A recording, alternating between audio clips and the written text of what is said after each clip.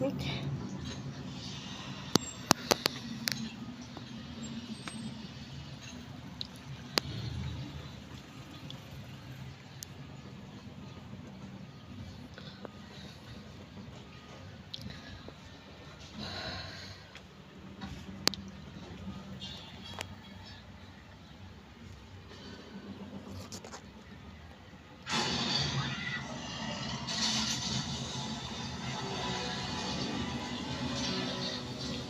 Ay, sa wakas nakapag-zumba din.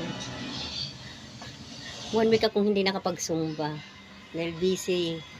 Busy. Pero as of now, it's okay.